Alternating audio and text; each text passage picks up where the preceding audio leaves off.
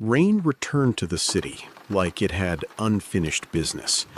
Some deaths asked to be understood. Elena Vale's asked to be remembered.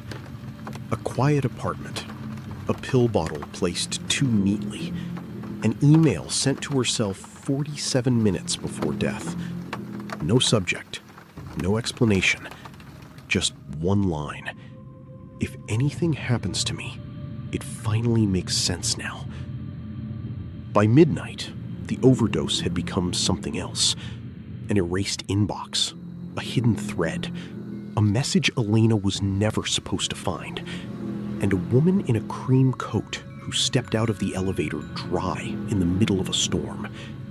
Her name was Mara Venn, and Max already knew something was wrong.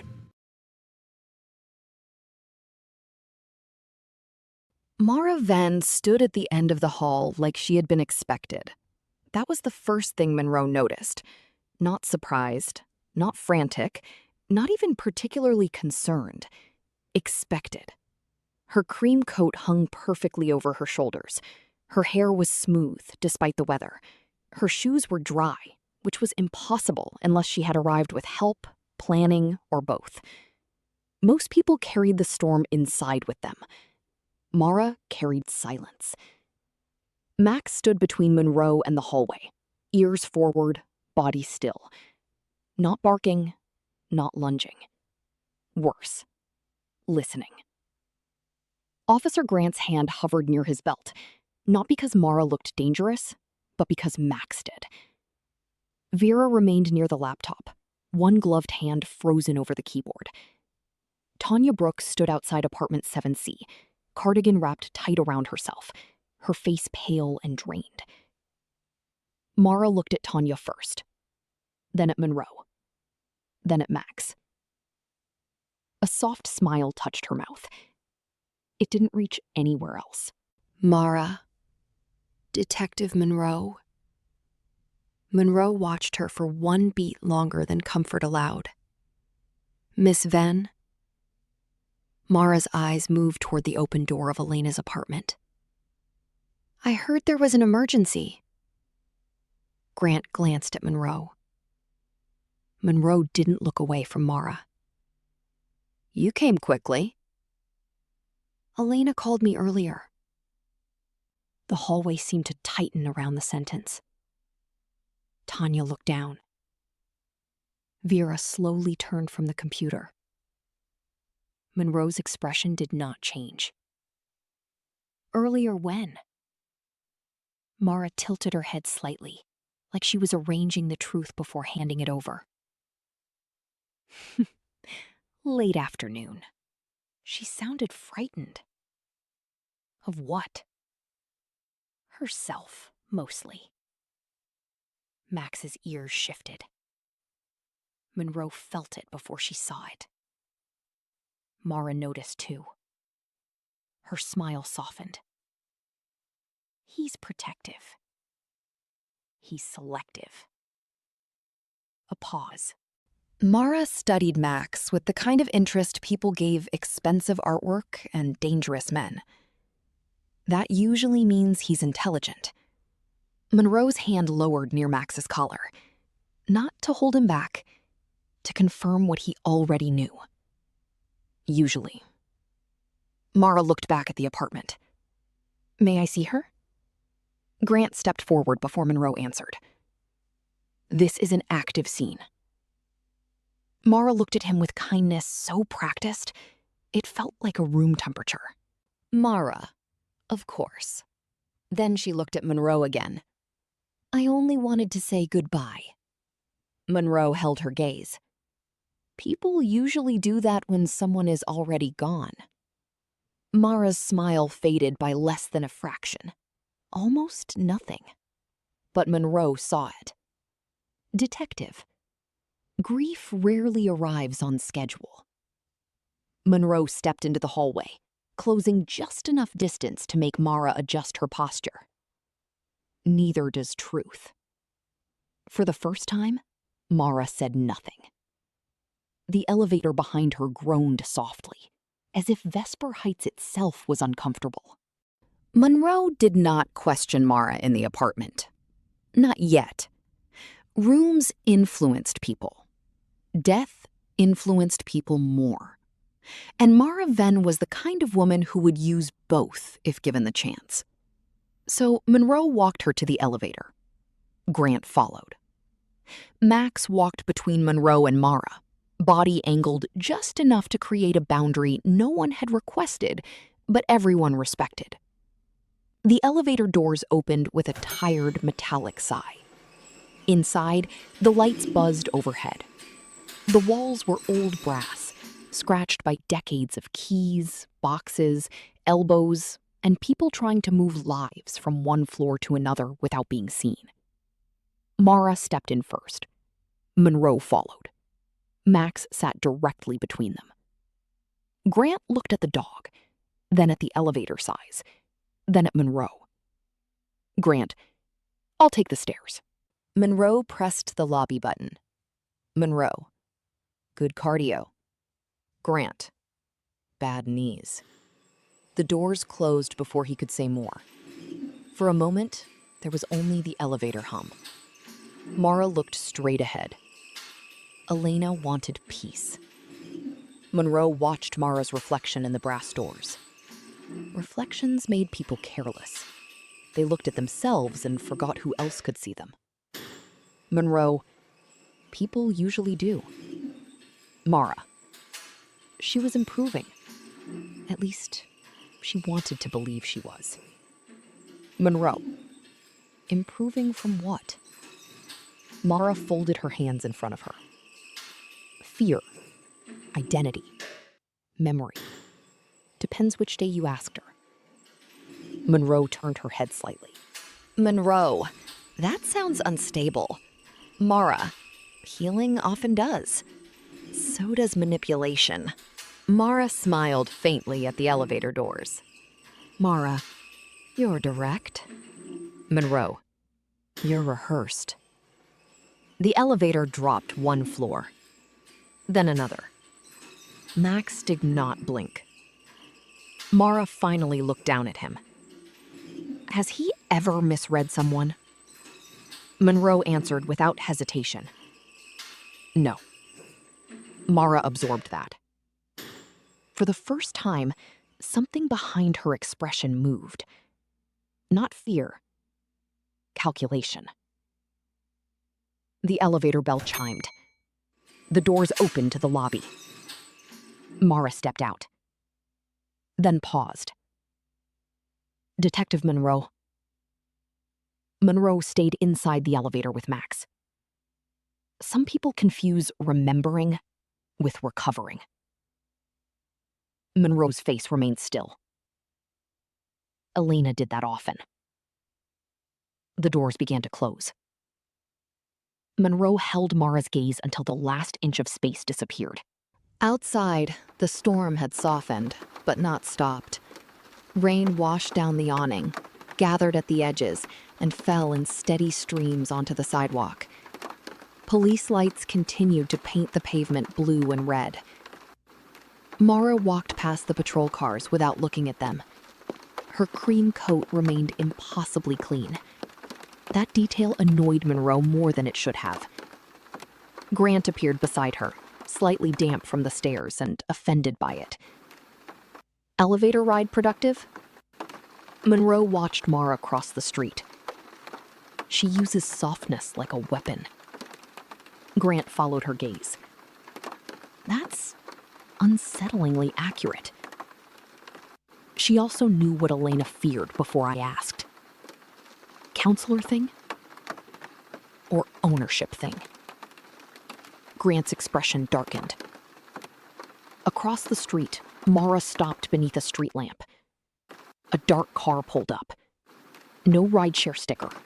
No license plate visible through the rain. The rear door opened from inside. Mara got in. The car pulled away. Max watched until the taillights disappeared. Monroe watched Max. People lied constantly, but the dangerous ones told the truth carefully. Mara had told just enough truth to keep the lies comfortable. Grant rubbed rain from his forehead. Grant, please tell me we're not adding wellness cult to the board?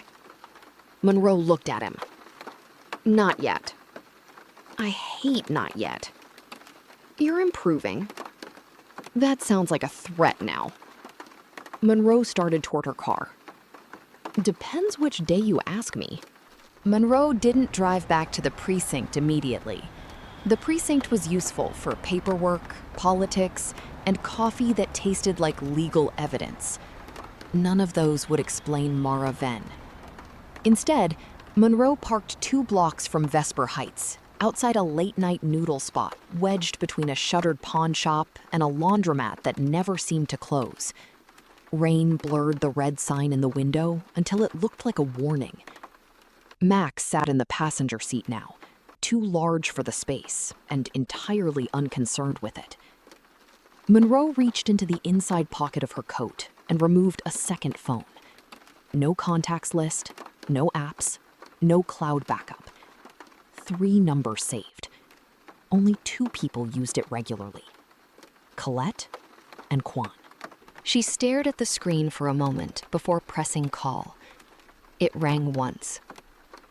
Qwan, you only call this number when something's ugly. Monroe looked through the windshield at the noodle shop. This one came dressed nice. A pause. Then the sound of a door closing on his end. Qwan. That's usually worse. Monroe didn't answer. She didn't have to. A side door opened near the alley behind the noodle shop. Qwan stepped out beneath the weak yellow light. Black hoodie. Dark jeans. Calm walk. No umbrella. Rain touched him like it knew better than to bother him too much. Max stood so fast the car shifted. Monroe looked at him. Don't start. Max's tail moved once. Barely. But for Max, that was practically a parade. Qwan opened the passenger door.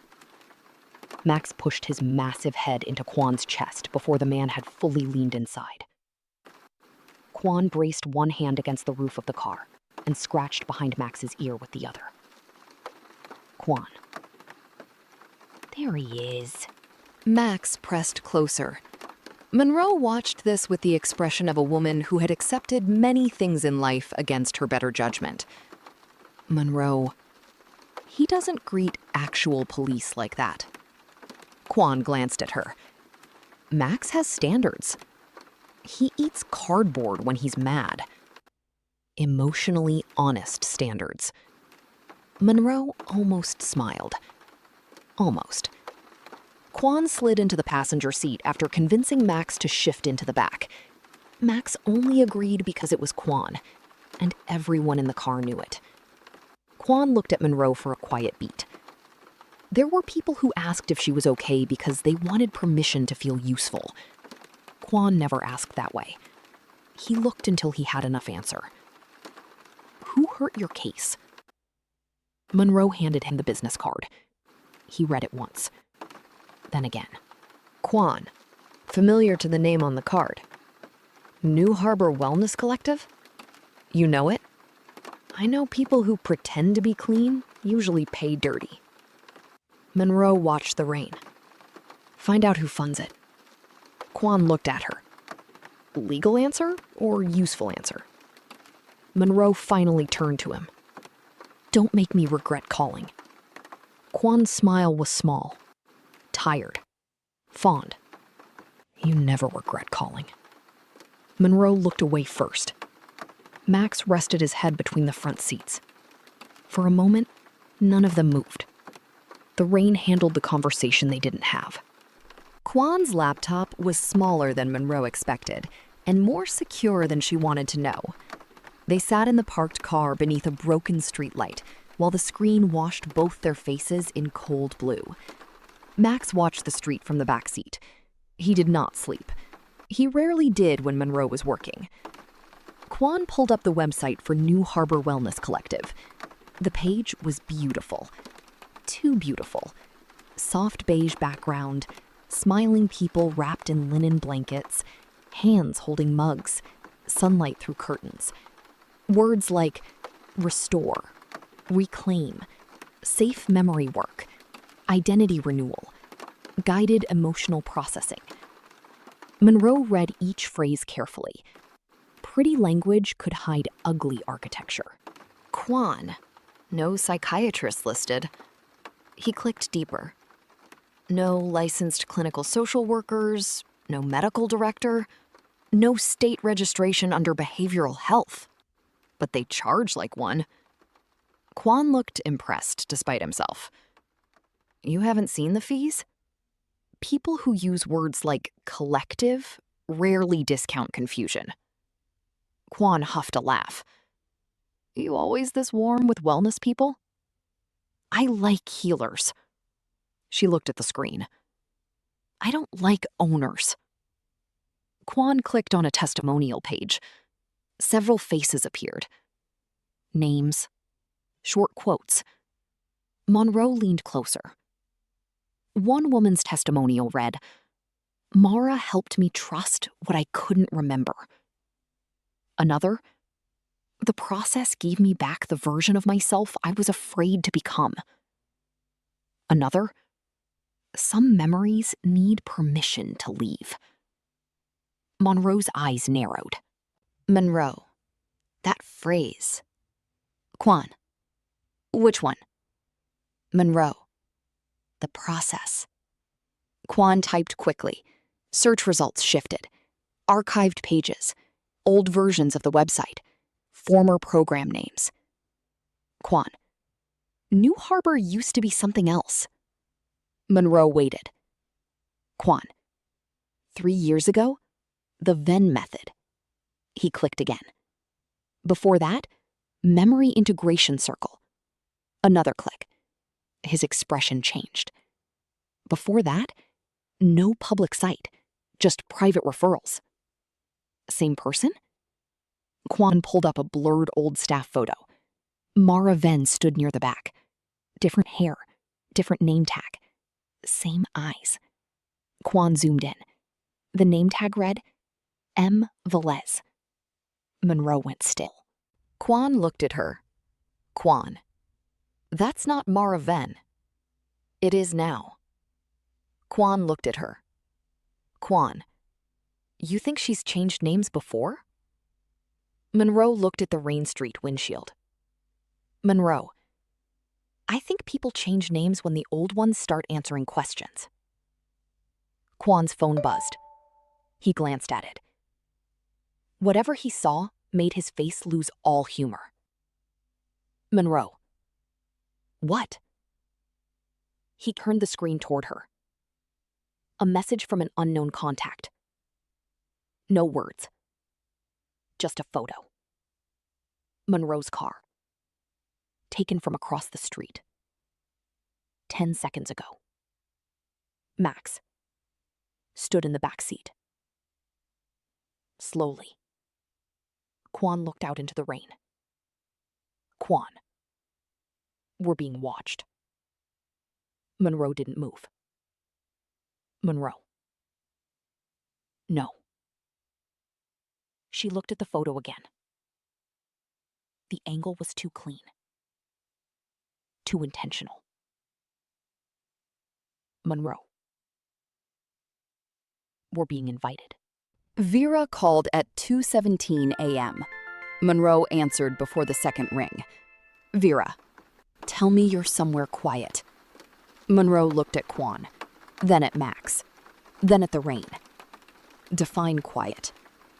I recovered a video fragment from Elena's laptop. It was deleted, corrupted, and buried under 3 renamed folders. Monroe sat straighter. Qwan lowered the laptop screen slightly. Send it. I already did.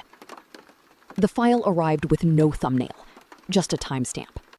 The night before Elena died. Monroe opened it.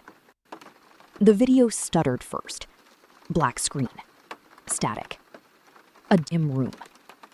Elena Vale appeared close to the camera, face pale, hair unbrushed, eyes swollen with the kind of fear people get when they have run out of ways to explain themselves to themselves. She looked directly into the lens. For a second, she didn't speak. Then, Elena, if this uploads, then I finally stopped talking myself out of it. The video glitched. Her voice dropped. I think they change people slowly. Static tore across the screen. Not your memories. Not exactly. She looked toward something off camera. Just your trust in them. Monroe's face remained still, but her hand tightened once on the phone. Qwan saw it. Max moved closer between the seats. The video skipped. Elena leaned nearer to the camera. She knows when I remember things. Static. A sound came from the video. A knock. Not loud. Polite. Elena froze. Her breathing changed.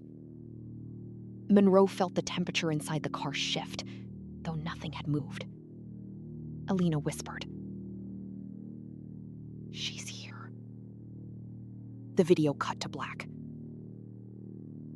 For several seconds, no one spoke. Rain ticked against the windshield. Qwan finally looked toward the street. Qwan, tell me that's not the cream coat woman. Monroe replayed the final 2 seconds.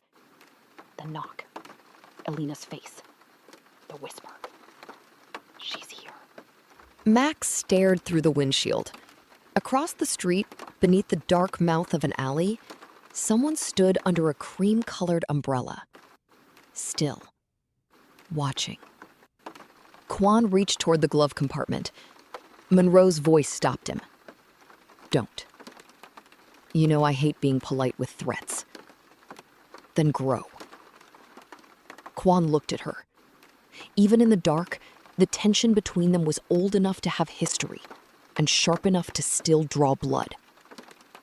Across the street, the umbrella tilted slightly, then turned.